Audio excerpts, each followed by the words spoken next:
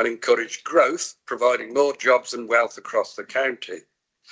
In my ward, Bridge North South and Elveley, the main visitor/tourism attractions are the Severn Valley Country Park, Severn Valley Railway and the National Trust Dubmaston Estates.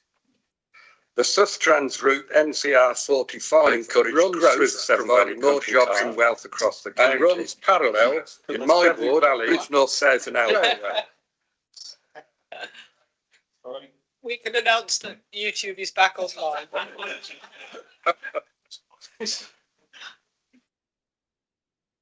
Can you still hear, David? No, you're on mute. Sorry, yeah, I can hear bits. It keeps just going dead, and then it comes back, and then it goes very faint. But let's just see if we can battle on, shall we? Yes, please. Thank you, Colin. Thank you. Right, this is it. The Sustrans route NCR 45 runs through the Severn Valley Country Park and parallel to the Severn Valley Railway. I believe that the Severn Valley Railway covers the insurance of this section as it is leased from the Severn Valley Railway. Since it was the Sustrans route NCR 45 runs through the Severn Valley Country Park and parallel to the Severn Valley Railway. I believe that the Severn Valley Railway covers the insurance of this section as it is leased from the Severn Valley Railway. Since it was the Sustrans route NCR 45 runs through the Severn Valley Country Park and parallel to the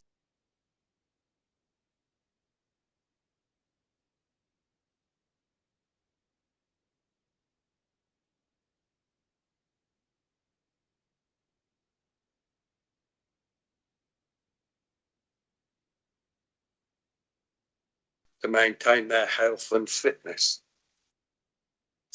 Thank you, Colin. I now ask Councillor Rob Wilson to respond. Thank you, Colin. Route 45 was established in conjunction with Sustrans, now known as the Walk Wheel Cycle Trust, to promote cycling locally and across the UK, in some cases with support in terms of maintenance funding. Whilst many of these routes traversed highway routes, many did not. In the case of Route 45, it was over private or privately controlled land, such as the Severn Valley Railway. Indeed, the route extends along the former railway line over land owned by Wiley and Apley estates beside the River Severn. The withdrawal of Sustrans maintenance funding is regrettable, as it placed an additional burden on the Severn Valley Railway, who have sought financial assistance from the council to help with maintenance costs over land in their control. Unfortunately, due to the local authorities' financial difficulties, the council was unable to assist. While I personally have sympathy for your valid and important points, funding one section of Route 45 would need to be considered in the wider context and not in isolation. Therefore, the maintenance liability would need to be assessed over the length of the route against competing priorities and whether in the round it represents value for money. You have a supplementary. Thank you, Chairman. Are there no funds available through active travel for this sort of venture? We currently are only rated grade 1 out of 4 by Active Travel England, so we receive very limited funding from ATE. I'd be more than happy to try and explore other avenues with Councillor Taylor, whether there are voluntary groups or others who may help with this, but at the moment there isn't council funding that we committed to this scheme. Thank you, and I'm sure together you'll move that one forward to see what else there is. Thank you very much. In which case we've ended the member question time, and we move on rapidly to the scrutiny item, which is the much awaited report for the Station Gyratory Task and Finish Group, which I think is an important landmark actually for our administration for a number of different reasons. So, Councillor Edpott, who chaired it. Brilliant, thank you very much. This report presents the findings and recommendations of the Station Gyratory Rapid Task and Finish Group formed following public concern and the Economy and Environment Scrutiny Committee recommendations following its meeting on the 13th of November.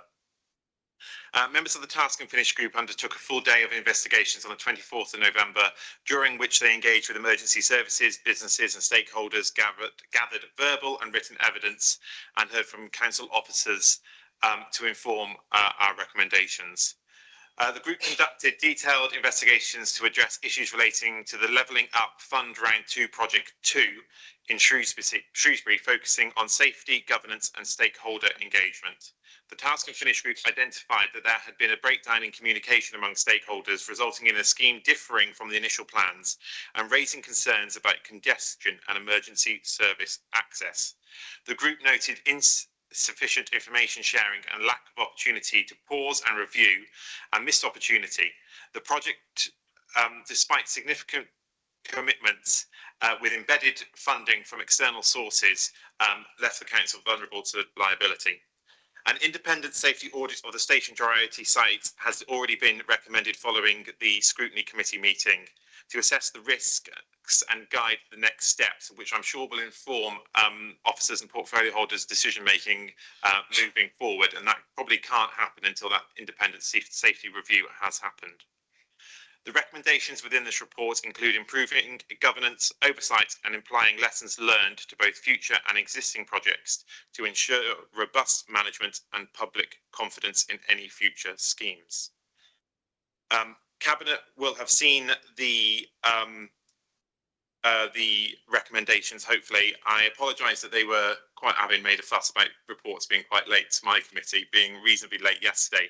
But this has been a very swift operation, and a lot of work and effort has gone into this by all members of the Task and Finish group, who I'd like to thank, and also the officers involved, particularly scrutiny officers, who have worked exceptionally hard to pull this together.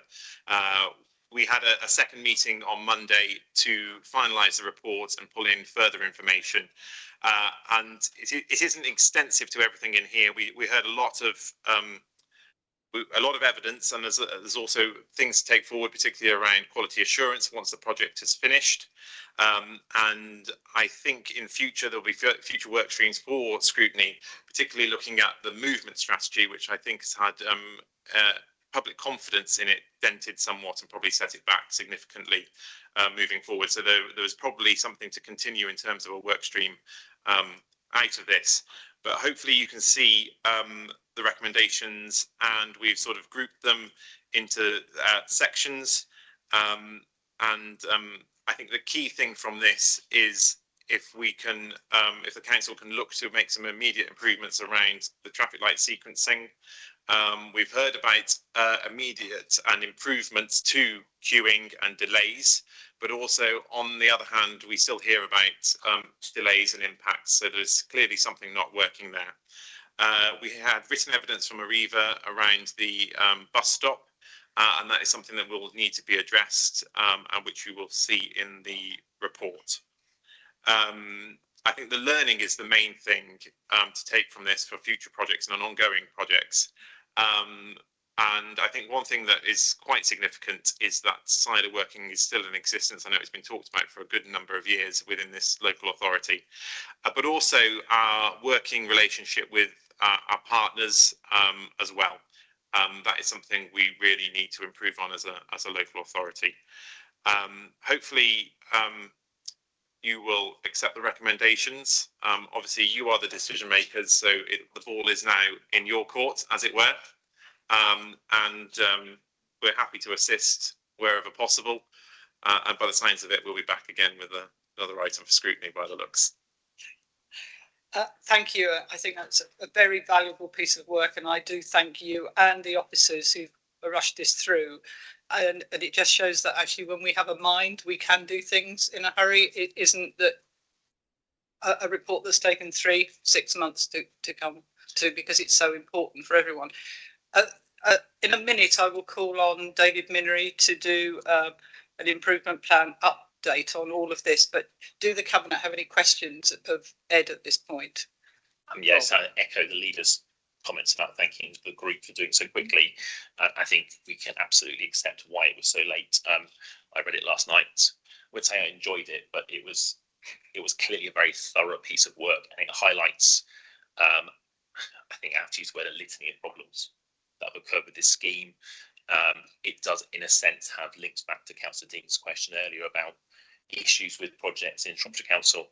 I think the key bit for me is there were opportunities to stop. I think some officers did raise concerns in that regard, and they weren't listened to. And that is a serious problem. I think, particularly referring to our partners, we've lost confidence with some of those, and we need to rebuild that. And I think it's clear that this project became increasingly disconnected from the Big Town Plan, the movement strategy, as it developed and as changes were made. And absolutely, I want to say here and now that as we look to see where the movement strategy goes, we need to learn the lessons from this and actually do things in a different way. What else we got? I know that I think subsequently this or pre this is I've lost track exactly where in the timeline, but I know the deputy leader met with the fire service, and it's good to hear and hear that they have seen in the short term some improved response times. I think that's very good to hear. I met with Arriva on, I think it was Thursday last week, and we spoke about trying to work through their concerns around the bus stop. So we do need to have that bus stop for the park and rise, and the bus coming to the north of Shrewsbury into that bus stop, but we do need to resolve the problems that have been highlighted. I find it especially frustrating that we weren't all aware of the problems with the width of that bus stop as how it was built. I think that was a real problem. The safety audit is being commissioned at the moment, also making sure that it is as detailed as possible and covers off all the bases.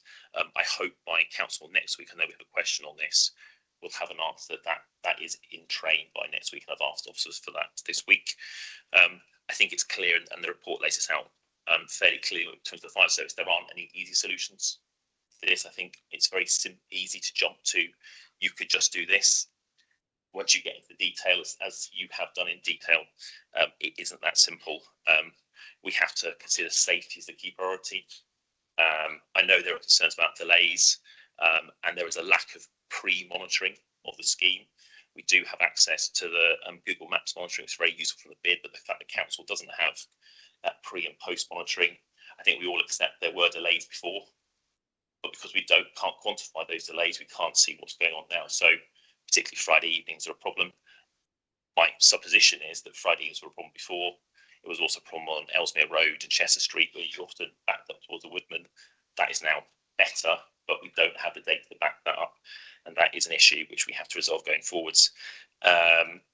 Just to update everyone, officers did meet with MLCLG on Monday to keep them in the loop about what's going on. They are fully appraised of where we are at and what we're doing right now. I don't think it's in here at all, but the final phase that was due to be going on to Castle Street, we have now paused pending that safety review so that that design is appraised rather than a future build out of that is appraised. That seems the much more sensible thing to do. In terms of the recommendations, I would recommend that we accept them all in full.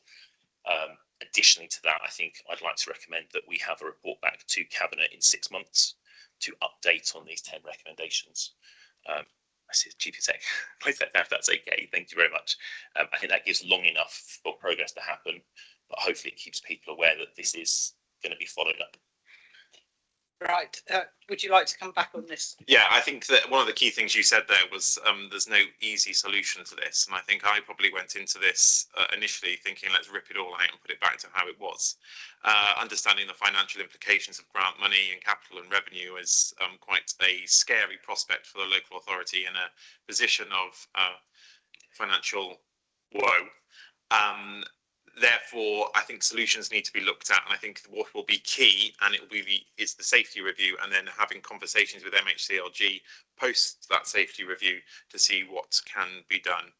That might be the solution there. I know that's going to take a little bit of time, but there is no easy solution to it, and it is a very complex situation. I think there needs to be lessons learned, particularly around when we go chasing money. I suppose it is.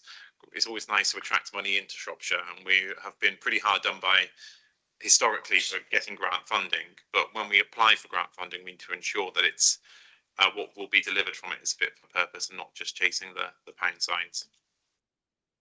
Very valid points. Julian. Thank you. Yeah, a number of points. I mean, first of all, I cycled in on that lane this morning.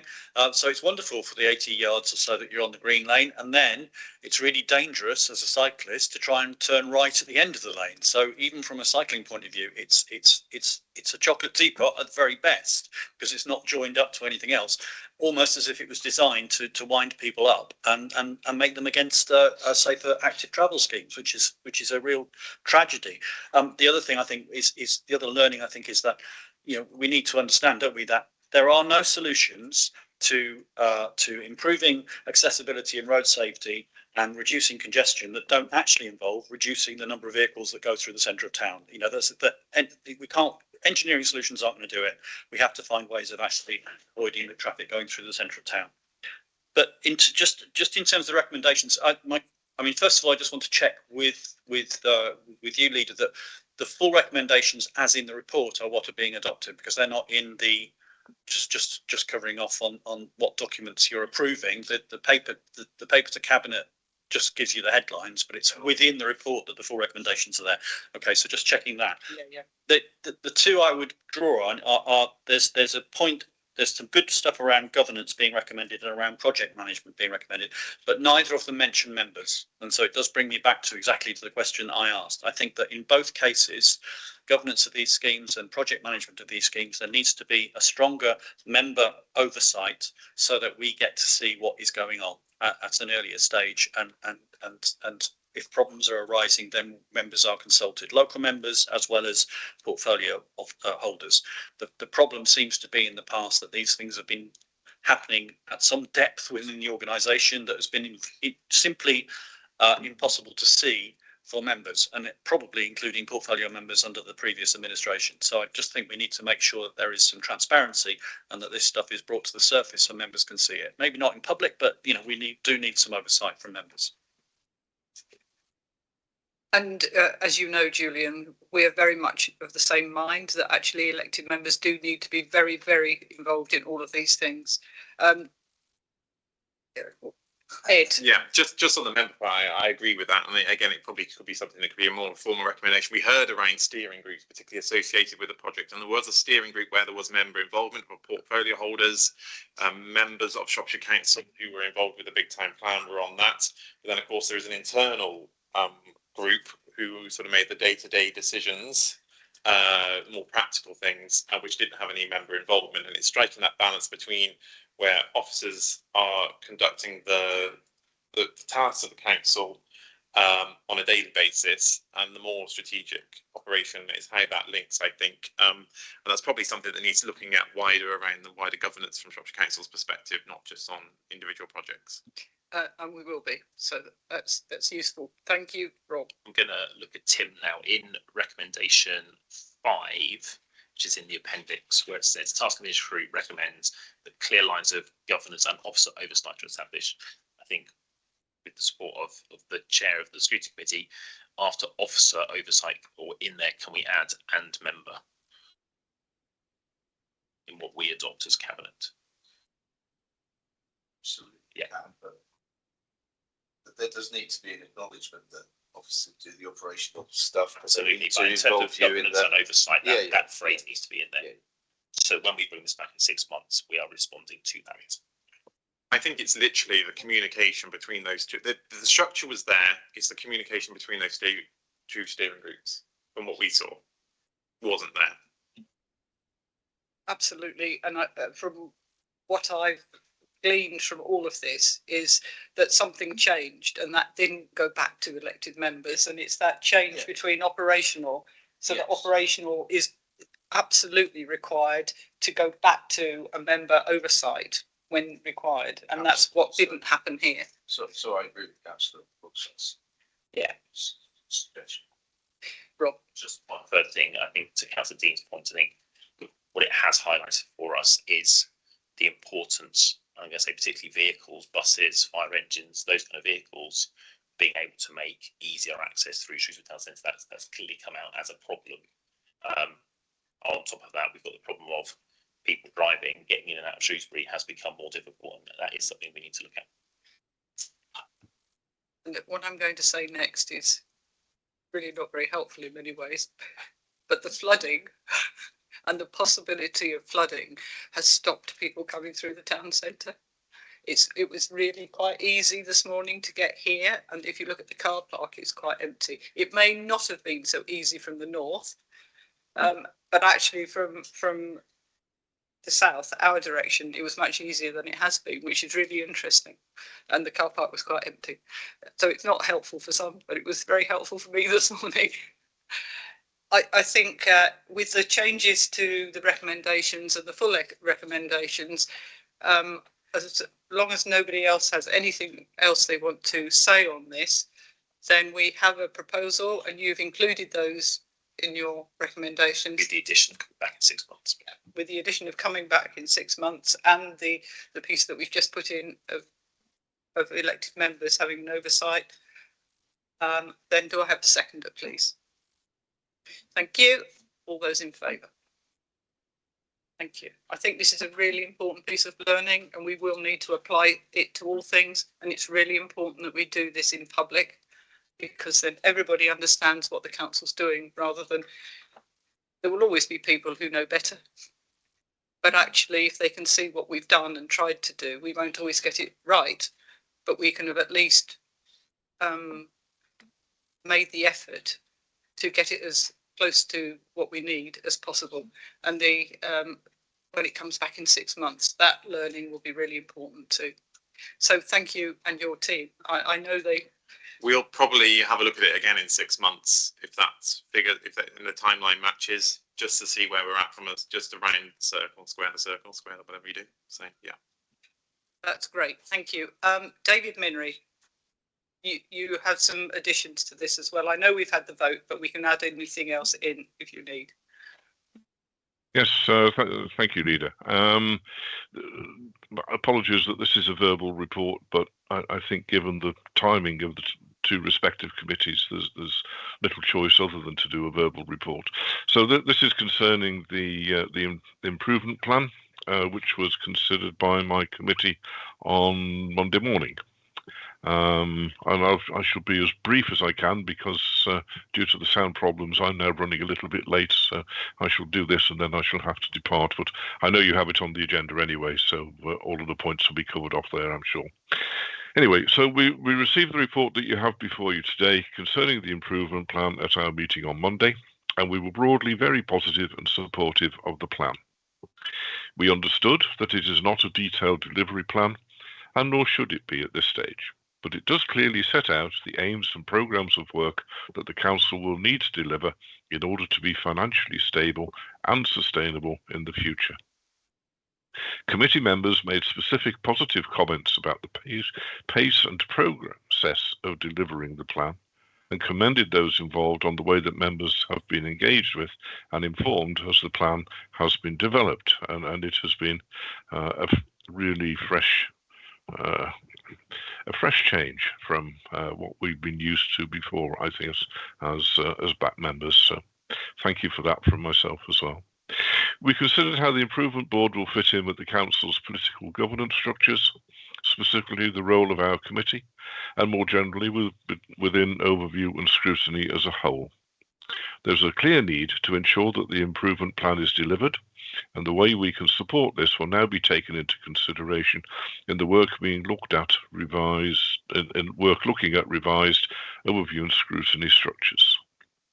We recognise that both our committee and overview and scrutiny more generally need to add value to this process, and more importantly, given the need to work at pace, avoid both duplicating the role of the board and duplicating scrutiny more generally. We need to concentrate on outcomes rather than processes. Again, this will also form part of the scrutiny review. We will need to develop protocols for monitoring progress through, for example, the members' dashboard. And if there isn't the progress and impact being realised at the pace required, we will wish to be reassured that actions are being taken to either bring this back on track or stop those areas of work and replace them with new programmes created to achieve the changes required. Above all else, we will need to be agile and identify where we can have the greatest impact and benefit, while always being aware of the risks to effective delivery and the demand on very scarce resources. there may well be a need for some members to take on or assist with some of the background admin work of task and finish groups, so that we will look to find a suitable solution to this. We understand that the plan is a live document and that the committee's role is to use the tools we have available to us to identify specific issues, topics that would benefit from being looked at in more detail and at pace through a rapid task and finish group. As it happens, the ones that we already have underway can easily adapt to ensure that we are contributing from the start. And finally, Leader, if I may speak as someone who has been involved in one way or another in improvement work across all aspects since the early 1980s and within local authorities elsewhere for more than 20 years, can I leave you with one piece of advice, if you don't mind? Do try to set aside any currently held beliefs or opinions around providing services. When approaching a reset of this magnitude, you do need to avoid repeating measures that have previously failed and have contributed to the situation we now face. More of the same never works. I'll leave it at that, Leader. It was final remark. It was a great work developing the plan and being involved in the development of the plan. And as you know, our focus on delivering it, sorry, I'm looking two lines together. With our focus on delivering it being, and we will certainly do our best to assist. That's terrible English, isn't it? I apologise for that. Anyway, we will do our best to help you. Thank you. Thank you, David. That's very useful. And actually, a lot of that work will feed back into what we've just heard from learning and task and finishes, but also feeds into item 8 on the agenda. So that's very useful. And I think the administration is really aware that we can't carry on doing what the council has been doing, and we do need to look at things very differently. But actually, we will always have to be looking at bringing in money and spending less until we stabilise the budget. So work of scrutiny alongside this will be vitally important. So thank you for your report. Do we need to formally vote on a verbal report? I don't think so. I think we just accept your report and thank you for doing the work and your scrutiny officers. So thank you. Thank you. Great. I'll leave you to it. Bye-bye. Bye-bye. Thank you. So we now move on to the all-age autism strategy. Ruth Houghton, please. Thank you, Leila. I'm very pleased today to introduce the all-age autism strategy for 2025 through to 2030 for Shropshire Council. This strategy is a result of extensive engagement with autistic people, families, carers and professionals across the county. It sets out a bold vision for Shropshire to become an inclusive place where autistic people of all ages are understood, supported and empowered to thrive. This is really very timely, as last week the House of Lords published their report called Time to Deliver, following public consultation and their review of the Autism Act progress of 2009. So our strategy before you today is fully aligned with the Shropshire Plan and aligned with the new direction priority outcomes to implement the National Children's Social Care reforms and provision of high quality social care for vulnerable adults through supporting autistic people of all ages to live healthy and fulfilling lives. The strategy recognises autism as a lifelong condition and responds to the significant rise in autism prevalence both nationally and locally, and proposes a shift towards need-led, person-centred support, early intervention and prevention. Our aim is to reduce waiting times for assessment, improve access to support, and ensure that autistic people and their families can lead fulfilling and independent lives. Interestingly, the House of Lords report also includes recommendations for government going forward around inclusion, a person-centred strategy and all-age approach. So we're really aligned to those early recommendations. The strategy We are committed to working collaboratively across health, education, employment, housing, social care and the criminal justice system. The strategy places lived experience at its heart and calls for data-driven, evidence-based service provision, as well as mandatory autism and neurodiversity training for staff. By approving this strategy, we take an important step towards making Shropshire a truly autism-friendly county, one where everyone has the opportunity to reach their potential and no one is left behind. I therefore commend the strategy to Cabinet for approval. Thank you. Thank you. Do we have any questions for Ruth, please? No? In which case, I'm delighted that it's been so widely accepted. Could I have a proposer? You're proposing, are you? Thank you. And my in-house seconder has left the room. I'll sit Andy, please. Too late, Alex. You've missed seconding. All those in favour? Thank you. In which case, we now move on to two vital parts of the agenda, which are the improvement plan and the people plan. So item 8 is the improvement plan itself for the council. And this is for me to present to you, and I will be presenting it again at council next week. So this is a draft improvement plan for the council, and we've developed it at significant pace. Again, this is a message that keeps coming through on lots of things. We can't hang around and have the reputation of councils not doing things as quickly as possible. It is vital that we move and deal with the significant problems we have with the budget. So it reflects the urgency we need to apply to addressing our financial emergency, the findings and recommendations from the corporate peer challenge, and the external auditors' annual letter and annual report, which came to audit last week. I can't emphasise enough how important it is for all of us, whether it's members, officers, or any of our partners, to fully understand the scale of our challenge, why we need to have an improvement plan, what steps we are taking, and our individual and collective roles and responsibilities in all of that.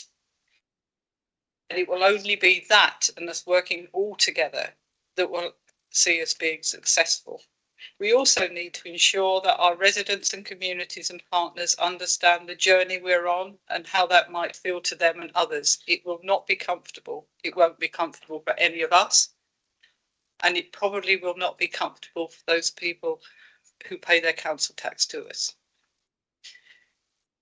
We will all need to support the work taking place to address the recommendations and challenges that we need to tackle. And in doing so, we must provide assurance to our improvement board, our residents, our partners, and ultimately the government that we understand and have a grip on our situation and have a route map to achieving financial stability and sustainability. It's only then that we can start looking at how we're going to be able to deliver good quality services afterwards. So we need to get to that point so we have a bit more wriggle room to do the things that we really need to do. Our draft improvement plan sets out our 3 improvement aims and the 9 priority programmes of action to realise them, as well as how we will ensure that we deliver the plan.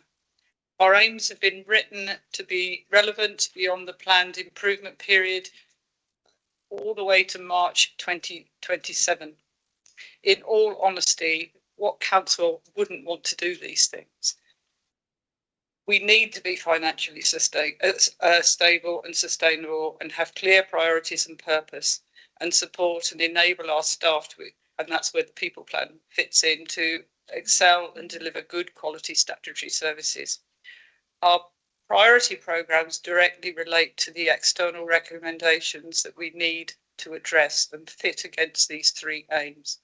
We must remember that our improvement aims and priority programmes have been presented as lists in the plan, but they're all linked and are dependent on each other to realise the full benefit and impact of delivering the plan. We cannot keep not doing things, we have to achieve them. All will help the council become more financially and operationally sustainable. The improvement plan is not built solely on new work and actions. It's about providing an overall framework and focus on our improvement and bringing coherence to all of the different improvement work we've been doing, identifying any gaps and the actions to close them, setting these within one plan. And it's that detail underneath that you're not seeing at the moment, which will be the delivery. And obviously we'd be here all day if I went through as much as I know at present. So this is to ensure alignment and best use of our resources to maximise the impact and change the way we deliver. There are a number of key plans coming forward for agreement and adoption at Cabinet and Council. And in the new year, those will be key to the delivery and improvement aims. These include the people plan, which we'll be looking at next, and different plans that form and inform how we will be financially stable and sustainable. And still we wait, of course, for our final settlement this month from the government. So we still have no certainty about any of that while we do all of this work. I'm sure you all have read the improvement plan and that you will have noticed that it's not a detailed delivery plan. We couldn't, as I've just said, list all of that because it's a book. And it has to be that detailed if we're actually going to do the things that we need to do, and we have to have real guidance around what we're doing. So it provides clear hooks for the work we are doing or need to do. In doing this, it provides a focus for the work and our monitoring and reporting and managing of progress and impact. One of the key recommendations of the Corporate Peer Challenge was to establish an independently chaired improvement board. The board has an important role to play in providing us with challenge and ideas, and I think that's the most important thing around this. It isn't just to be very strict with us, it's to make sure we're doing what we're doing, but actually to come up with things that are a bit different. So if we haven't thought of something, they will come forward with those. So it's a learning process as we go through to do things as differently as we possibly can.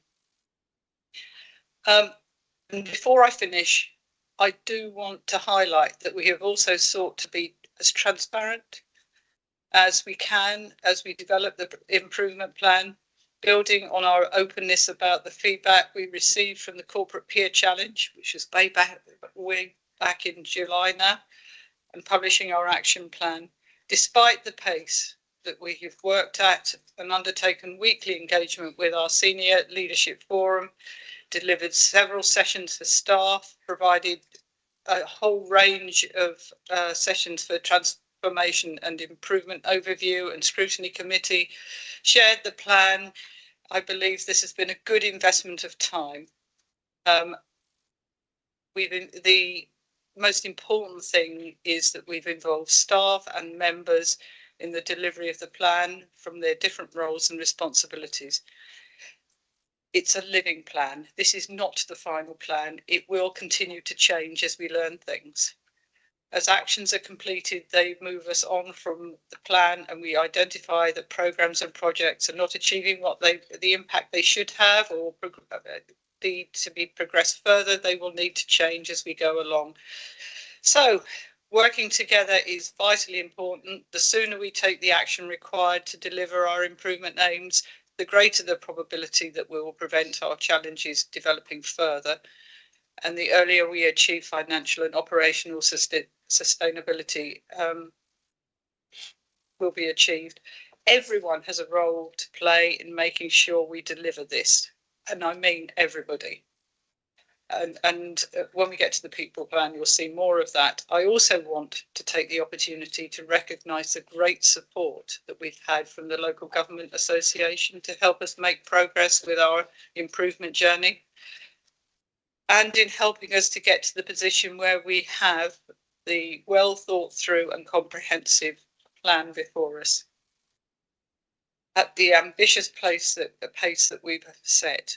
So we have a number of recommendations, and they're at 3.1, 3.2 and 3.3. Do I have questions or comments or whatever before we move on to the recommendations? Julian. Thank you. So broadly welcome this. Just a few thoughts really. So just reading some of the papers, I suppose there's a risk, and I'm not suggesting this is where we are, but there's a risk that the the outcomes of inspections on children's services and social care gives us a confidence that we're providing a good service. But as I know that Councillor Duncan Kerr has made the point before, what those don't do is measure value for money, but also what those assurances won't say is what doing different looks like.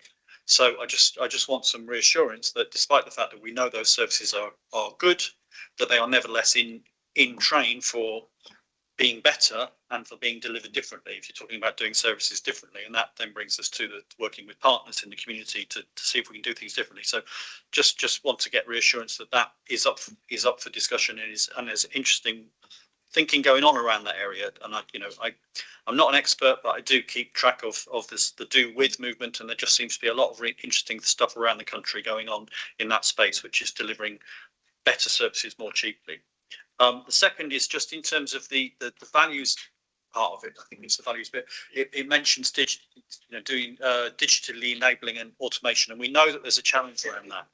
And this is perhaps an opportunity to do something a bit imaginative. I know that in some parts of the country there are sort of digital days where people who are not digitally included can just walk into a local council office, but maybe again something we can do with partners. So it might be that it's a device, or Age UK can do it. We can have a day, maybe once a quarter, where people can walk in and just get help with getting digitally up to speed, so they can access our services and other services, and frankly just learn how to use apps effectively. So there may be an opportunity to do something a bit imaginative with our communities around that.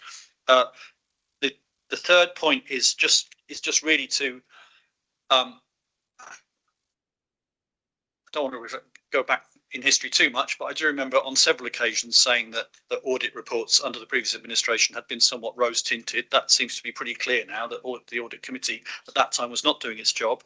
And I do want to congratulate both Duncan Kerr, but also Kate Halliday as vice chair. It does seem to me that the audit committee is getting its act together and is providing a robust challenge. In particular, and I've had this message through from Duncan, there's one concern with regard to a bit that's missing from a specific audit, external audit recommendation, which is about including an immediate review of all services, both statutory and non-statutory, and identifying the cost of minimum viable service provision.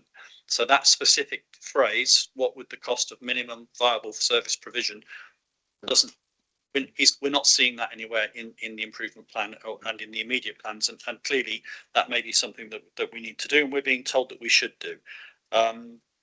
I think that's it from me. Thank you. Thank you. They're wide ranging there, so I have two people who need to answer. First of all, Bruce, then I'll come to Alex. And Dave. Thank you, Chair, and thank you, Julian, for the questions. What I would like to reassure Cabinet of is that we have already had a local government association deep dive review into value for money and children's finances.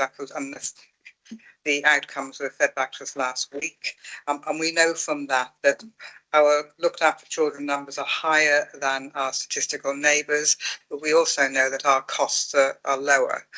So it is an issue about numbers. And interestingly, we are the second lowest investing in the amount of prevention and early information that we provide and prevention. So there's some work to do that's been highlighted, and we're just in the process of prioritising what those tasks will be around the children's finance. Secondly, there's an adults deep dive finance review due from the LGA imminently, and we've already had an external review by the LGA into our transformation services for adult social care. So there's a lot of work going on. I just want to reassure you of that. And it is live as we speak, really. Thank you.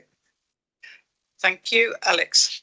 Thanks, Julian. I just wanted to speak to some of the points about sort of priorities and where we're going, and also I think the point about having a good understanding of the organisation. So particularly with minimum service delivery, I think there's two ways of looking at that problem, as with a number of things. I think the historic way that's been done at Shropshire is we have services or spends or budgets which need to be reduced, so we find the way to reduce them in that team, make whatever saving we need to, and then the next year rolls on and most of that's made. I think part of the problem with that is that the lack of outcome focus has meant that actually the issue we're facing isn't so much that there is an insufficient understanding of what minimum service might be, It's that we don't actually have the meaningful structure in place or officer capacity to get at that information in quite a lot of places. So the problem isn't the question and answer isn't can this be done? Yes. Actually, it's a more structural issue, I think, at Shropshire. We've salami sliced to the point that departments are so understaffed to do, actually, in some cases, what are probably their statutory duties, that actually repairing that damage needs to be done before we can really start to understand where we can make those efficiencies. I can think of a number of teams which are probably far too understaffed to, collect revenue, for example, which we could then spend on other tasks. Or similarly, I know teams, I can think of bits of the infrastructure directorate where we don't have a sufficient understanding of what we could end up looking like.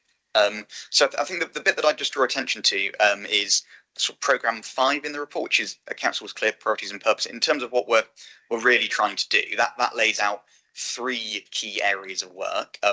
One is embedding the principles about how we will operate, improve and transform. That's about working closely between members, cabinet and senior leadership. It's also about kind of how we manage the organisation and understand what's happening. There is a vast spectrum of understanding of different departments by various managers and various directors and various portfolio holders. That has to be equalised and improved. The second is developing partnerships with towns and parishes. There is an acknowledgement from us now, I think, in a big way than there ever has been before, that the role that we have played as a council over many years and the role that the county council and the boroughs before it might have will no longer be played by Shropshire. It can't be. There's no financially sustainable way to make that happen. The choice really for us is about how we make those spending reductions and how we perform a different role. I think that embedding that partnership working as best we can and trying to focus on that over a number of years is an essential part of that. The final bit, though, is whilst we talk about statutory roles and what we can and can't do at minimum service level, something I think that gets missed quite a lot and has been sorely missed in the council is place, and that kind of role in developing, our towns and villages. Though most or many of the functions of place are not strictly statutory, they're often what could be classed as non-essential spend. As we've seen earlier in this meeting, doing place badly is really expensive because you constantly have to correct yourself. And actually, even if we are a council that says we really do our statutory functions and little else, and we try and enable other partners to do roles that we might have used to do, we still have that placemaking function. We're the only body that can ever have that placemaking function unless there's a significant shake-up of local government again. And actually, in particular, we will always have a source of revenue from community infrastructure levy, from Section 106 agreements, from capital receipts. There will always be a function for the council, which is quite prominent in that. Actually, I think the common theme in all of those comments is we need to rebuild some of those teams if we want to spend money wisely and if we want to generate future revenues, and actually be a bit bolder.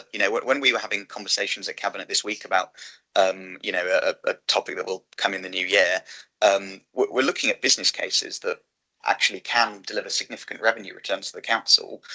Our risk aversion is such that often we want to put those in strategies with money we have rather than borrow and try and actually have a solid business case which can deliver a return, which can bring the council yield and focus our existing monies on things which really need to be done in place. So I just think that part about priority and purpose, before we even get to a cogent answer to the question, what is the minimum service we can deliver in certain areas, we need to have a structure that allows us to intelligently understand that. I don't think we have that right now. I think we will, and I think the improvement plan is fairly essential to making that happen. So I will hand back over to the chair, but I just wanted to make those comments. Thank you very much, Alex. Dave. Okay. Thank you, Chair. I just want to stress nobody should be under the illusion that the scale of the job that the council has got to undertake to transform itself into the new way of working. In any change management scenario, it's always difficult. And the council is already under extreme stress and it's having to work double time compared to that in the limited resources it's got. We've got to make sure in the process that we retain best value. So I agree with Julian in that regard. But we've also got to make sure that the council we get afterwards retains So even if it's a smaller size, it still carries clout and it can do the things that it needs to do and punch above its weight and deliver for the residents of the county. And we do have to commend that this power. I've done it, people, and I'll do it now. What they're doing under duress to actually turn the whole organisation around. It's painful. There's no hiding about it. But we've got to do it. We can't duck it. We can't not do it. So we've all got to knuckle down and just get on with it anyway. Thank you. I think those are very important points, because we do have a staff that is now seriously depleted and really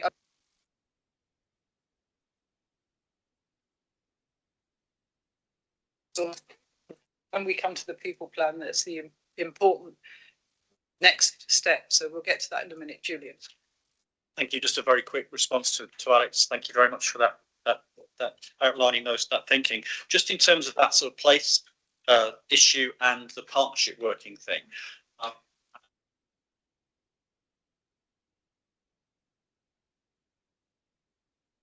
But I think perhaps the response to that will have stimulated some thinking about the other partners out there.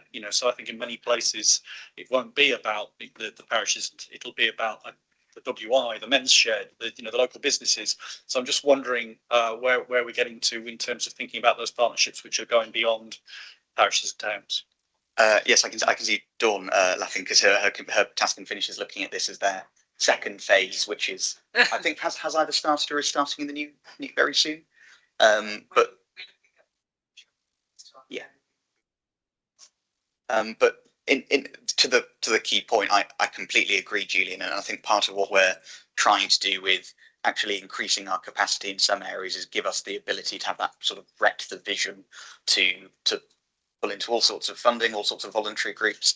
Actually, a point that we've made quite a lot is to assess our risk capability. We currently consider lots of contractors very low risk who provide a bad result for us. We currently consider voluntary groups and parish councils fairly high risk, even though they deliver on the ground time and time again. We need to assess that ourselves before we can really move on. I think the answer to all of this is it's a real change the way we're working, and it takes time for staff to come on board, understand. Some of them will need training, quite a few will need training and support to get to where we need to be, because councils have had really strict way of working. They get used to working in particular ways, and we can't do that anymore. So it's a long road. It's a long road that actually has to come to its destination much more quickly than we've ever done, and we have to take everybody with us to do that, because if we don't, we're not going to be able to achieve what we need to achieve. So and on what Alex has just said, if we look at the recommendations here are 3.1, which is review, comment on, and so on, which we've just done. Recommend to the council the government's arrangements set out in the plan. And 3.3, which is the point Alex was making, and Dave was in his own way, it's 3.3, recommend to the council that the capacity and resources to support the delivery of transformation required through this plan are aligned to the MTFS for the future. And that funding may well come in through EFS when we hear from the Ministry of Housing, Communities and Local Government and so on, but we will have to invest to get to the point of being able to deliver all the things that we've got to deliver. So do we have a proposer, please? Alex, seconder. Thank you, James. All those in favour? Thank you very much. It's unanimous. Right. Now, as we've been saying, we can't do this without our people, without a staff that are equipped and feel supported to do what we need to do. So that brings us to item 9 on the agenda, which is the people plan, which is also part of the corporate peer challenge recommendations. So I'm really proud to share our new people plan. It's a bold commitment to every member of our workforce and the residents we serve, because actually whatever we do here is about delivering to our residents. This plan is more than a set of actions. It's our roadmap to becoming an enabling council, and that's a really important part of where we are as an administration, that we are enabling, we facilitate things. We may not have the money, but we can help, and that we are can do rather than, whoa, no, we can't do that, there's a risk. So it's about a council that empowers, supports, and collaborates with its staff, partners and communities to deliver the very best for Shropshire. If we get this right, we'll be something special. Our vision, which is an enabling modern council, is that at the heart of our people plan. It's the ambition to create a council that's not only efficient and sustainable, but also enabling, removing barriers, fostering innovation, and equipping everyone to excel. We are committed to a culture built on kindness, respect, and a genuine desire to help each other to succeed. By enabling our people, we enable Shropshire. How we deliver this is going to be vital.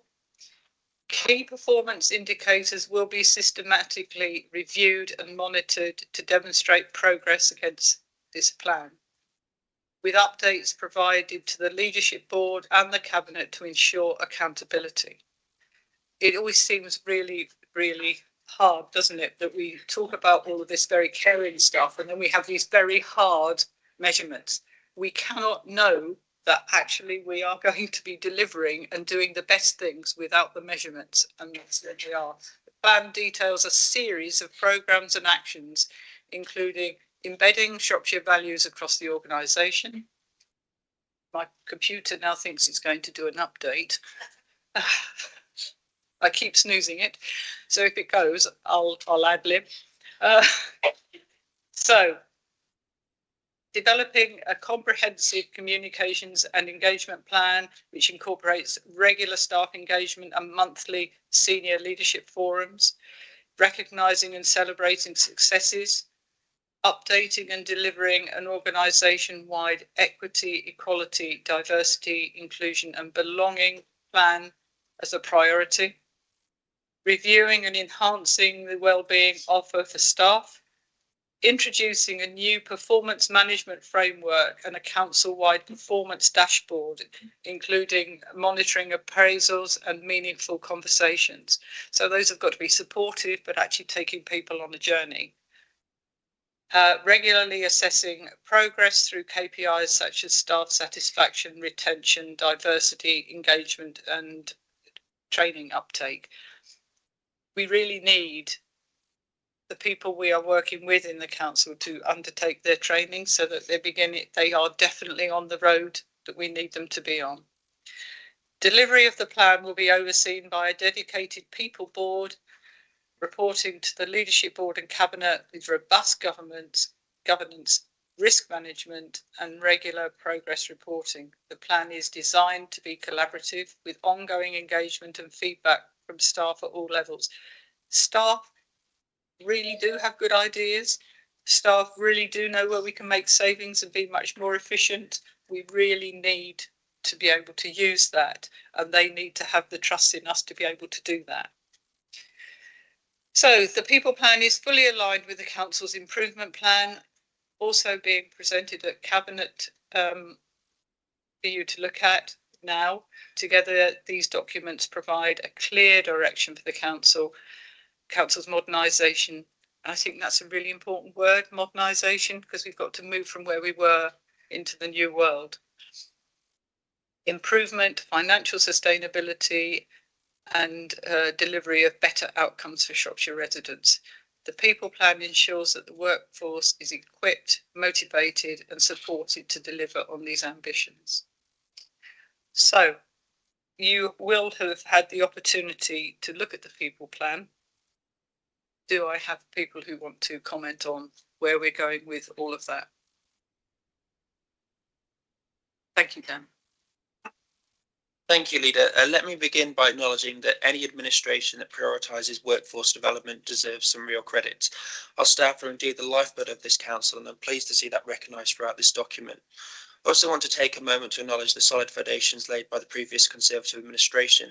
The work done prior to May 2025 involved redundancies and some very, very difficult decisions, which has meant this administration hasn't had to make as many of those as they could have. On section 5.3, it states that the calculation and confirmation of these resources required to implement the plan is still taking place. So, in other words, Cabinet have kind of been asked to approve a plan without knowing exactly what it will cost. So my question is, what are the likely costs of this, considering the financial emergency? Thank you. Would the portfolio holder for finance like to answer that? I don't think all of that has actually been, it will be dependent on exceptional financial support from the government. And when we know what we've got and whether we can do it in year or as we go into next year, we will then have to have look at the detailed plans and allocate towards that. But we will never be able to deliver what we need to deliver, without the EFS, and two, without actually investing in our people, which is what this is about. So I don't have figures at the present time. It is part of the improvement plan, so it is covered. Roger. Thank you, Leader. This organisation depends on its people, on its workers, and also working with outside organisations, as has been proved in the way that we are wanting to continue. Many departments are saying to me and to other portfolio holders that we recognise where the council is, but please, we need 1 or 2 extra staff to actually deliver what you want us to. There is the workforce board where applications are going for the extra staff that's doing it. That is now feeding through. Do not have any costs. It will be part of the MTFS when we bring it to the here, and also there's an extra scrutiny meeting to be looked at that in the new year, and that's why there's some delay. We need to see what this organisation wants, needs and must have, and it's that must have to actually deliver what residents we want, because if we do not get it right, there'll be others coming into this council and telling us what is wanted, and that nobody wants, I think, Chairman. So yeah, we are taking it into consideration, but as I say, workforce and working with others we do depend on that, and that's the way to take it forward. Thank you, absolutely. And so there is a commitment. It is quite high level at the moment, but it's vitally important because we won't deliver it without it. But it is definitely outlined in the EFS going to government, or gone to government. What I didn't say to Julian just now was under the improvement plan is the audit. Julian, it will come to council next week on the 11th, and when it comes to council next week, it will be for all 74 members to take part in, and therefore Duncan's point around that, because we will have a member response to the audit that can go in. Duncan can make his points around that so that we can build that into our response, which is vitally important. And that's, again, doing what we need to do around that very difficult Grant Thornton audit report. Okay. Julian, you wanted to say something. I suppose this is more a comment on how cabinets are conducted, I suppose, from both this administration and the previous one. So with the people plan, for example, each member of the cabinet, I'm hoping, has a bit of a view, a bit of an understanding of the state of play amongst the people in each of those different areas of the council. Traditionally in cabinet, you will have had this. I'm sure you will have had discussions, very full and frank discussions in the political cabinet, or whatever you call it. And I understand that process. I just think for the benefit of the public, for the benefit of other members, it would be good sometimes to hear when a report is coming forward, some views from across the cabinet. And so I think with people in particular, to hear, to get a sense that the portfolio holders across the cabinet are in touch with the state of play of the people within their areas would be really interesting. I'm not going to press everybody for that today, but I just think as a general thing, to hear from more cabinet members when papers are put would be of benefit to us all. Because traditionally, you know, one person puts it, and I'm sure you've had the discussion previously, but we don't get to hear that. I think that's a fair point. And actually, yeah, we could move that on. But Dave. No, it's an entirely fair point in terms of the way the cabinet and its conversations that some of us have had amongst ourselves of, is it the stage managed thing is the thing we need and so on. But certainly in my planning portfolio, when I've lifted the bonnet to see how it's running, I've found an engine without a carburettor, no spark plugs and no HT leads. It's important that we understand, as has already been alluded to, that the staff are our biggest asset. And certainly in my portfolio, it's been important for me to make sure it's properly resourced, because it's been cut, and they've essentially cut staff that make money for the council. So it's imperative for us not just to save money where we can, but to maximise what we can generate for the council's income. Does anybody else want? Rob? I suppose it's worth saying, and Councillor Ladd will make this point if we were here, there are a number of areas of the council where we are literally down to a team of one person. So car parks and bus stations are run by one person, street lights, traffic lights, one person, flooding, one person. So we are, and we talked earlier about minimum viable service levels. We are, in a sense, below that in some areas and having to buy resource in externally to cover gaps. I am very much aware of when there are expectations put on some of those people, and they are covering an inbox which receives 50, 100 emails a day. It is unsustainable, and there are some people. So passenger transport, about 3 people running passenger transport for the whole county. There are people effectively covering multiple jobs as a single person. It's really difficult, and I think it's incumbent on all members, particularly, to recognise those people under that extreme pressure. So when we send what we think is one email, in effect, you are one of 74 councillors. So when you send one email, just think, I could be sending 74 emails. Is what I'm asking a reasonable use of that officer's time? Is there another way in which I could get to an answer? Because I think you could reasonably think, here are 10 questions about a local issue, really important for you and your community. But we do have to recognise that if the officer is answering your email, they may not actually be dealing with the problem itself.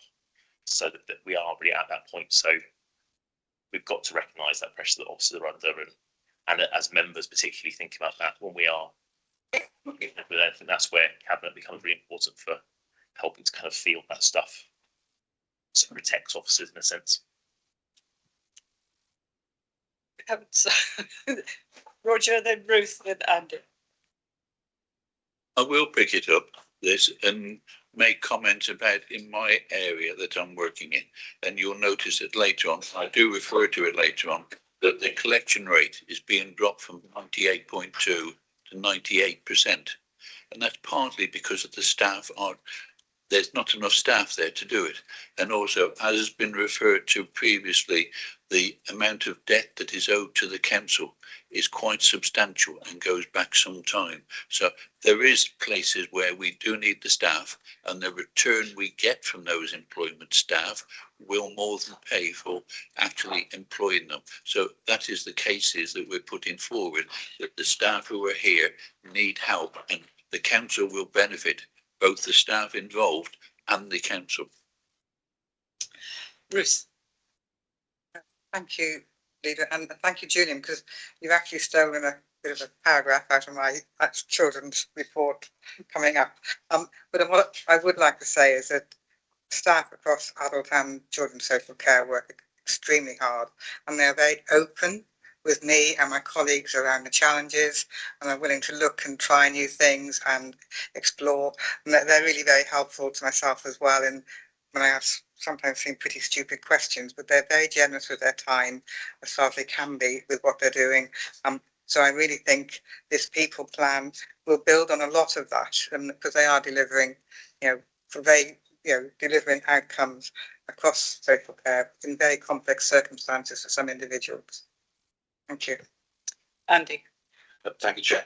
I would just like to echo what Bruce just said there, and I think Julie, you actually raised a really good point. We probably don't demonstrate enough of the workings that go on between Cabinet and our various portfolio holder areas. I went to meet the admissions team this week up on the 3rd floor here at Guildhall, and who are performing an outstanding job, which is recognised and won an award for that in West Midlands. So you are right, we should be celebrating success more, but I think it's worth acknowledging that we've got a great workforce out there going the extra mile for us, particularly in these challenging times. Bernie. Thank you, Lena. And just for completion, the portfolio departments in public protection and public health are likewise working extremely hard and have put in business cases where staffing increases are needed. The morale is generally pretty good, and there is also a very open culture in that portfolio. And I think it's just important to recognise that all Cabinet members regard it as vital to bring the staff with the Cabinet on the journey to maintaining sustainability and development. Wonderful. Okay.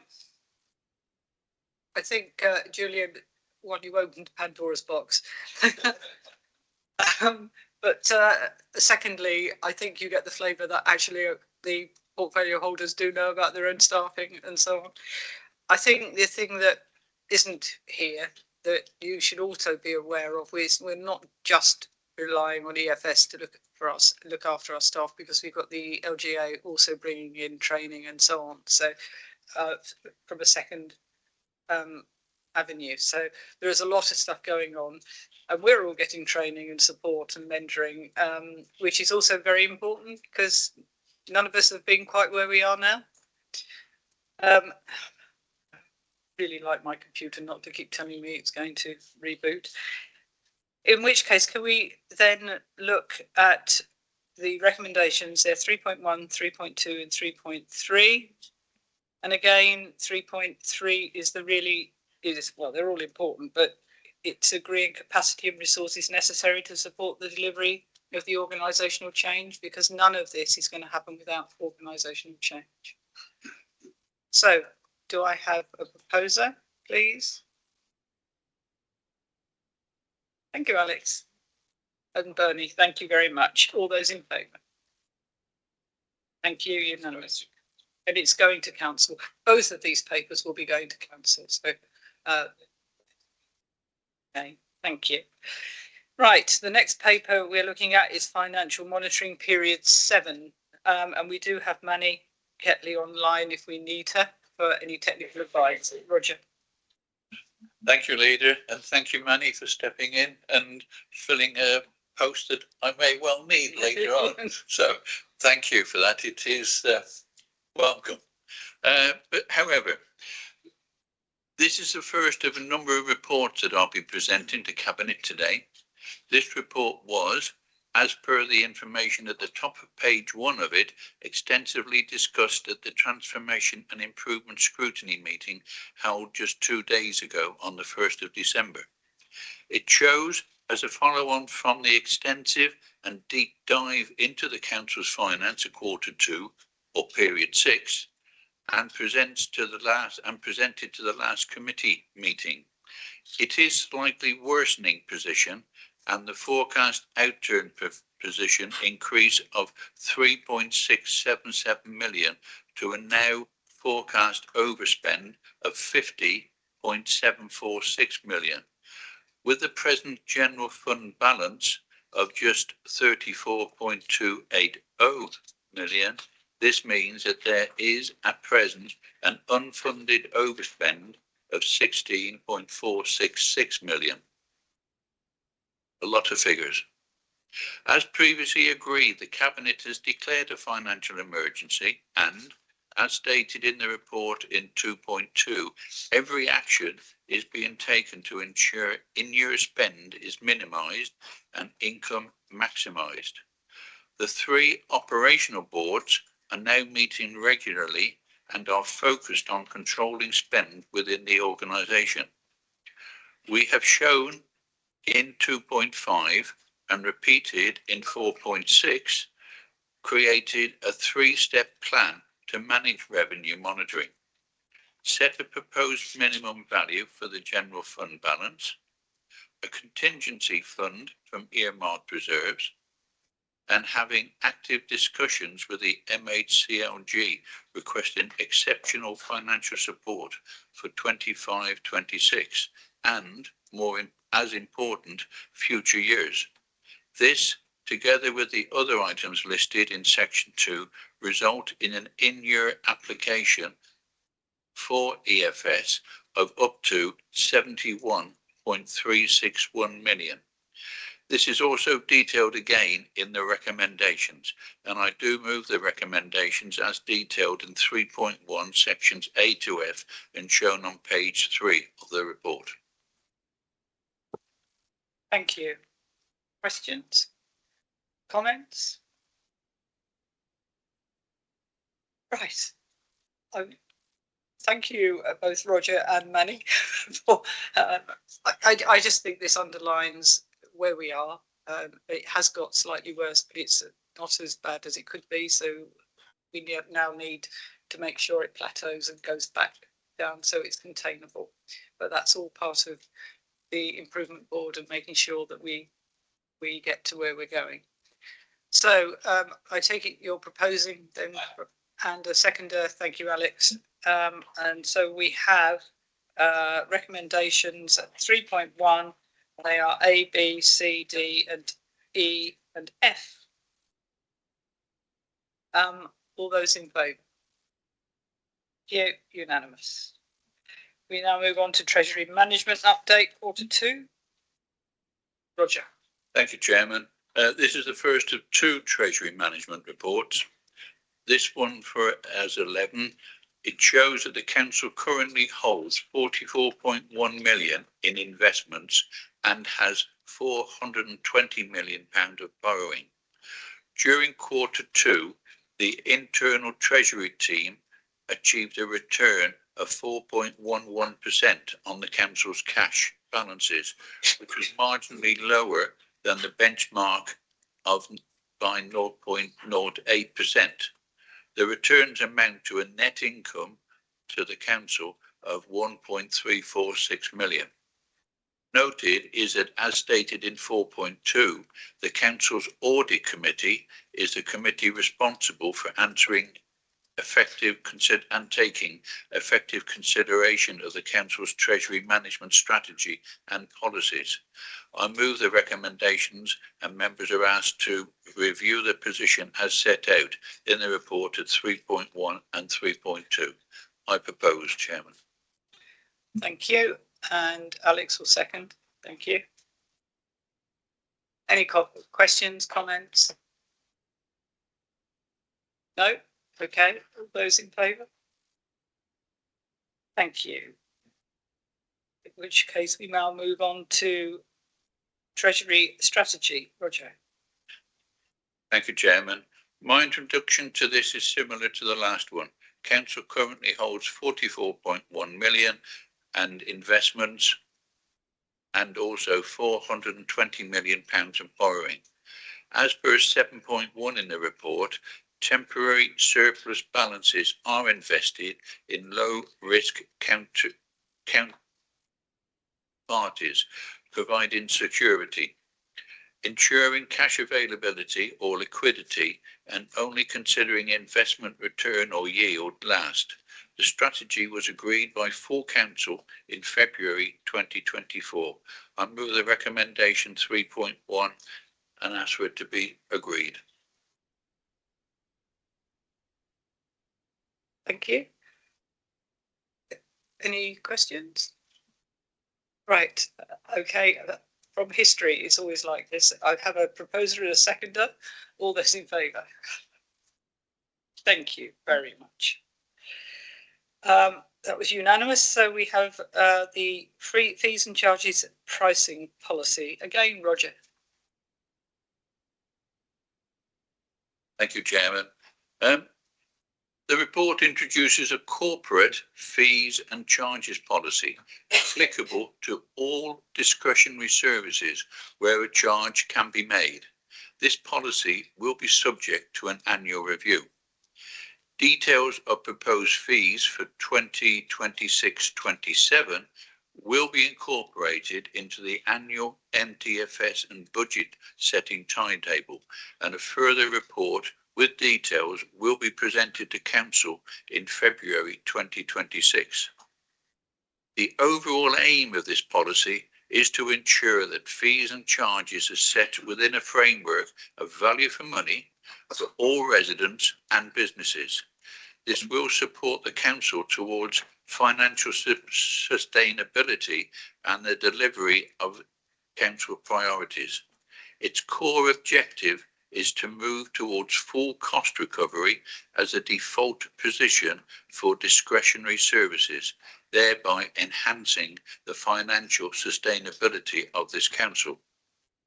It needs to be noted that some fees are set nationally, whilst others are governed by certain restrictions, for example, inflationary increases only.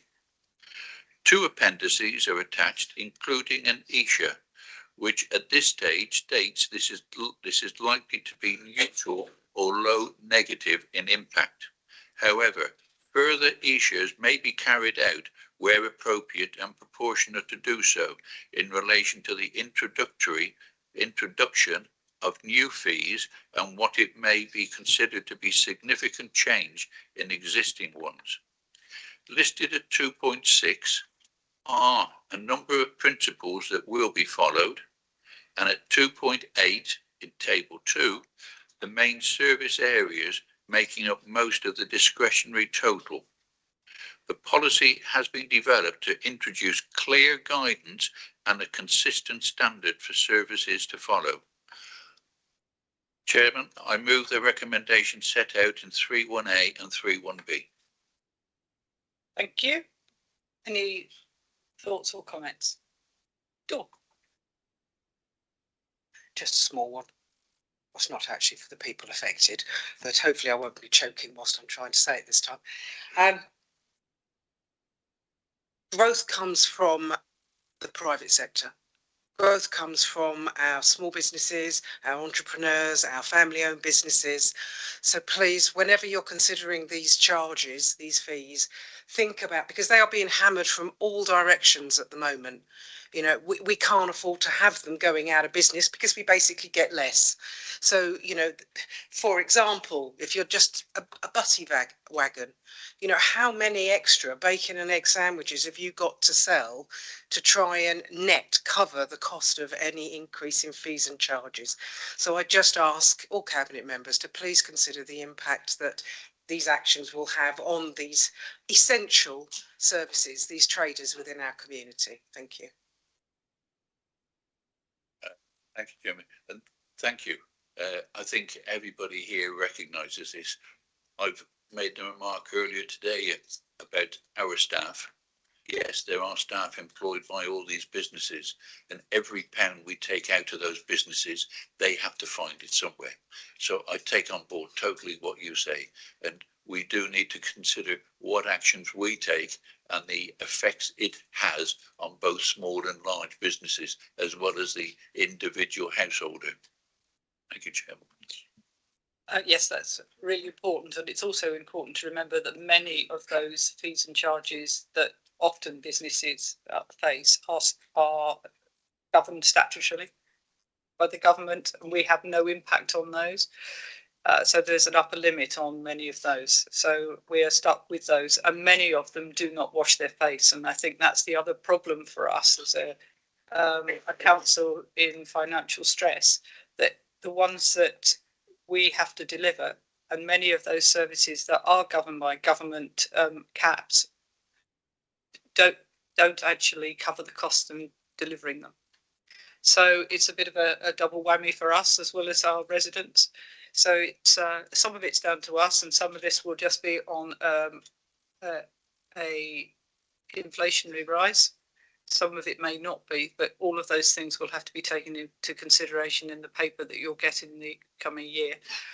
I just would like everyone to remember that delivering services where actually it costs us money and it's out of our control is something that government will have to look at, and it's alongside funding for councils and so on. So, right, okay. Is there anything else anyone else would like to raise on that? Okay, so I have a proposer and a seconder. All those in favour? Thank you, that's unanimous. Item 14, the pre-budget report has been withdrawn. So we will move on now to setting the council tax base. Roger. Thank you, Chairman. Members may be glad to hear this is the last one I'm presenting today. It is a technical one, and I note included in it, it shows that there's 121,852, most importantly, 0.37 Band D equivalents in Shropshire, which by my calculation is an increase of 475 equivalent properties. Also to be noted is that 43%, and it has been made note of others, but 43% of dwellings in Shropshire are in bands A and B, and just 0.2% are in the topmost band, band H. The collection rate, as I mentioned earlier on, is now set at 98% and is 0.2% lower than this present year. Attached to the report are appendices and some explanatory appendices. Incorporated within Appendix C is an amendment effective from the 1st of April 2026, where the Council is proposing change in the regulation to simplify when entitlement can start following a death or a separation. Regulation 107 will be amended as explained on page 29 or 329 of today's report. Also, at 3.13 is noticed that during 2026, some policies will be reviewed and consulted on with a view to implementing any needed revisions by the financial year 2027-28 at the latest. These, I hope, would include amelioration of some adverse effects caused to some residents by being transferred onto universal credit, and what happens when a house is temporarily in an unlivable condition. I ask members to agree and recommend to full council recommendations 3.1 to 3.13. Thank you, Leader. Great. Okay. Any comments? Another stunned silence, so thank you very much. I have a proposer and a seconder, so thank you. All those in favour? Thank you. That's unanimous. So we now move on to the Children's Services Annual Reports. Andy Hall. Thank you, Leader. I'm very, me, sorry. Yes, that's what I thought. And then I read it here and I thought, this is odd. Anyway, thank you. Sorry.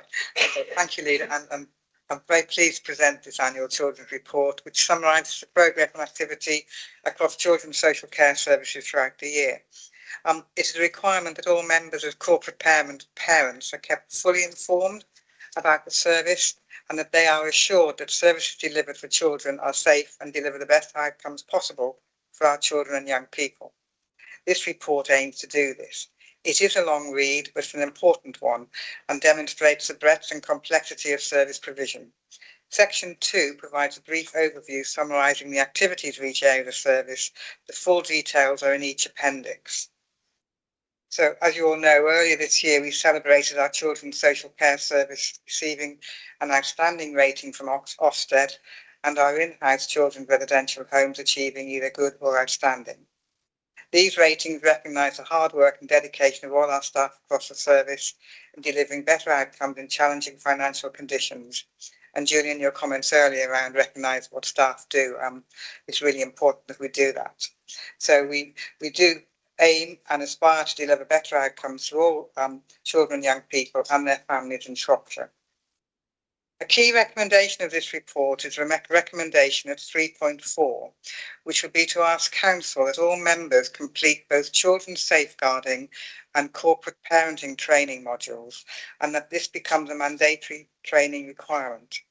Paragraph 7.2 refers to the duty that corporate parents have and supports this recommendation. As we look forward to next year, the Families First Partnership and our Children's Ambitions Board, the work they will be doing will focus on earlier interventions and support to improve outcomes further and deliver services in a different way across the partnership. And I'll look forward to reporting further on this next year. Chair, I'm happy to move the report and recommendations and happy to take any further questions. So, good and interesting report. Anybody, anything they want to raise? Okay, thank you. And Alex is seconding. All those in favour? Thank you. Right. We now have the annual infrastructure funding statement from Councillor David Walker. Thank you, Chair. The annual infrastructure funding statement 2025 sets out 6.5 million of developer contributions received, with 7.1 million allocated and 5.7 million of contributions spent between April 2024 and March 2025. 1.1 million was passed to parish and town councils as neighbourhood funds during the same period. The statement covers community infrastructure levy and Section 106 agreements supporting sustainable growth and essential infrastructure. The statement needs to be published before the end of the calendar year. However, I have asked officers to publish the report nearer to the start of the financial year, when the figures quoted are more current and useful going forwards. The infrastructure list is an indicative list that highlights funded projects as well as potential projects that may receive funding. It is important to stress that inclusion is not a formal agreement to use SIL. If a project is not included, it does not preclude the council from using SIL funds to fund it. Cabinet is asked to approve the statement for publication and delegate authority for minor amendments. Therefore, I'm happy to move the recommendations in paragraph 3. Any questions? Rob? I think it's just worth adding that further to discussions we're having in Councillor Dean earlier, I think this mixes into that discussion we're having about SIL projects and where they're at. I know there's a task finish group looking at the future use of SIL, but this obviously refers to existing use and where those projects are. So it is worth flagging that there are a number of projects on there which are at various stages of delivery or non-delivery, and that is something we're trying to get to the bottom of. Absolutely, and making it much more open and transparent and so on, because at the present time the rules around this, unless they are over £500,000, they don't come to council, they don't come to cabinet, so on. So it's important that we see exactly how these are being implemented, and it would be really, really important alongside where we're going financially that these are aligned properly to deliver as they should be being delivered. David? To echo that, there's a lot of work going on in the background as we move forward with a local plan to review the charging schedule in parallel, because the evidence base is the same and the scrutiny work on how SIL's allocated. It should be pointed out that in the second recommendation, my title's wrong. It's got regulatory services on it, so that will be taken out. But yeah, but anyways. Excellent. So this is where we are now, but hopefully next year it will be significantly different once all the work has been done. Gillian? It's a very quick point. The report has a link to place plans. I've been waiting for it to load since since you told us about the report, and it's not loading, so I don't know if there's an issue with those. That's interesting. Okay. You'll be glad to know that when I go into some of these, it tells me I don't have accessibility, which is quite frustrating. Right. Okay. Anything more? Because actually this is important spend and so on, and we do have to have an annual report on this. So here it is, but it is the SIL statement, really. Okay. So I have a proposer and a seconder. All those in favour? Thank you. Right. Right. Andy, the school library service, please. Thank you, Leader. Shropshire School Library Service is a non-statutory service which is offered to schools in Shropshire, Telford and beyond. Given the pressures on school budgets and with more schools establishing their own on-site libraries, and particularly considering the Department of Education's announcement of September 2025 committing to the government's pledge to ensure all state schools have on-site libraries by the end of the parliamentary term, there is no guarantee that the future income will allow for this service to break even at best here in Shropshire. Currently, only 13 schools regularly engage with the schools library service, and their level of buy-in varies from term to term, and for some it's as little as just £30. Following Shropshire Council's declaration of a financial emergency back in September 2025, all options to reduce the cost of non-statutory service must be considered. I recognise the importance of making courageous decisions, even when they are challenging. While these choices may be difficult, they are made with long-term interests of our community in mind. Subject to council approval, the Director of Children's Services will start engagement with third-party organisations that will begin on the 5th of December to explore transferring the service externally. Expressions of interest will be invited from schools, multi-academy trusts, town and parish councils and charitable organisations with a response rate hopefully due by the 23rd of January. If no viable external option emerges, there will be an opportunity for Shropshire Council to support the Department of Education's initiative by donating existing resources to schools to help them establish their own on-site libraries. This would align with the National Year of Reading 2026. By taking this necessary step, the Council aims to empower schools to develop and manage their own libraries, fostering greater independence and tailoring support for students. We are committed to working collaboratively with schools throughout this transition, ensuring that they have the guidance and the resources needed to create vibrant, effective library spaces that enrich learning for all. I therefore propose that Cabinet support the recommendations in 3.1 of the report. Thank you. Thank you, Leader. The update on the school library service presents a stark reality. This service, which has been operating a loss since 2022, is now forecast to make up a loss of up to 90,000 this financial year. I recall quite clearly the previous leader of the Liberal Democrats speaking at Cabinet just last year, describing the service as fundamental and expressing dismay that not all members had been consulted. As a Conservative administration, we were condemned for even suggesting a non-statutory review of a non-statutory service running at a deficit. But today we're seeing the report being by the new administration, which really ultimately risks axing this service entirely, because despite the efforts of the Director of Children's Services, that is likely what will happen. And I think my question is around what confidence do you have that a solution can be found? Thank you, Dan. Andy, are you going to answer that? Yeah, thank you, Councillor Thomas. Yeah, I think that the situation has changed quite dramatically since this report came before Cabinet last year, in as much as, first of all, the government have changed their position in terms of schools having their own integrated library into their own space there, together with, of course, the emergency financial situation we find ourselves here at Shropshire Council. I think one would find if any commissioner was to come into the council here, they'd expect that this service would have been dealt with prior to their arrival. So clearly these are the steps that we have to take. They're not palatable. I don't think anyone gets any pleasure in presenting this sort of report to Cabinet. And also, I would say that the buy-in from schools over the last 12 months has deteriorated quite a lot. So therefore, it's become a service that really isn't viable for this this council to run.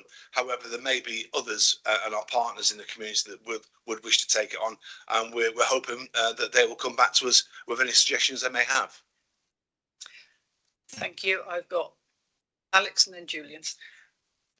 Thanks, Faith. And I just further on Andy's point, but it's only September of this year that the Chancellor announced that the government were going to be funding a library in every school in England by 2029, including furniture, books and training.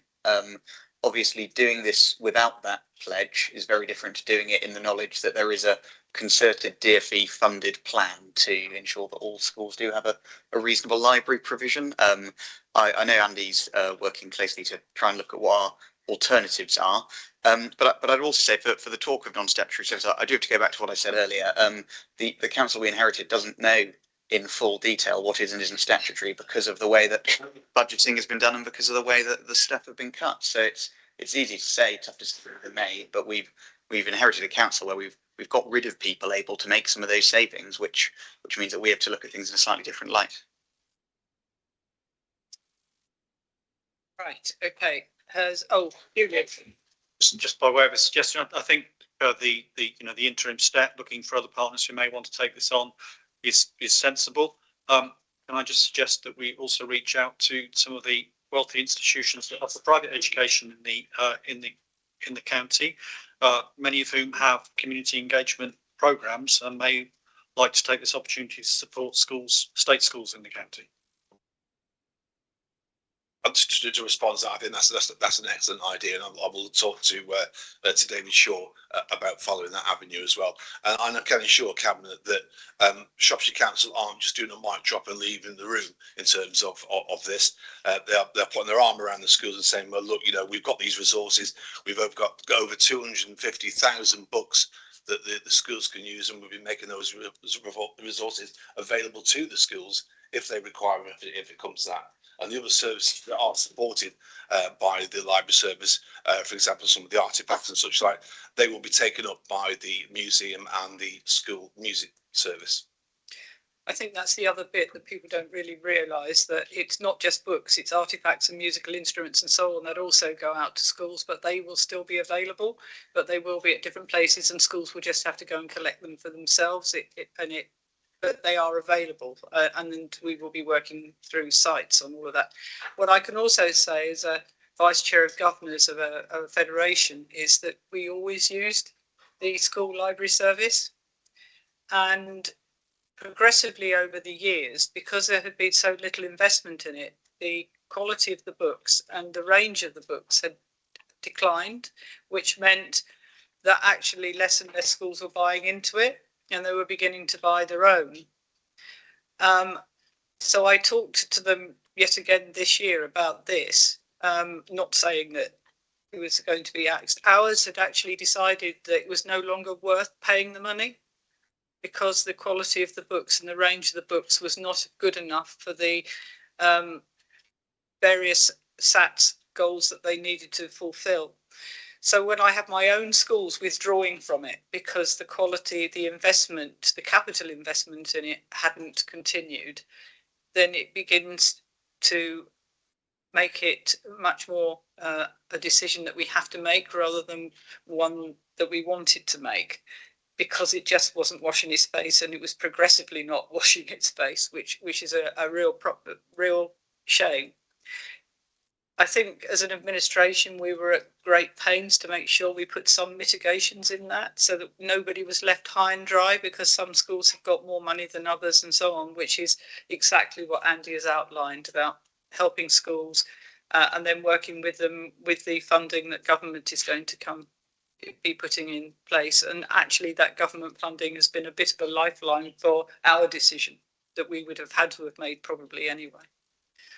So, having been involved in education for many years and as a school governor for more years than I'd care to remember, it's only like 30, this is not something that would have been a pleasure, but now is inevitable. So, okay, I have a proposal. Do I have a seconder? Thank you, Alex. All those in favour? Thank you. That's unanimous. Wonderful. Well, that particular decision was not wonderful, but it's one of those things that we've had to do. I now move to exclusion of press and public, to resolve that in accordance with the provision of Schedule 12A of the Local Government Act 1972 and paragraph 10.43 of the Council's access to information rules, the public and press be excluded from the meeting during consideration of the following items. Are we offline?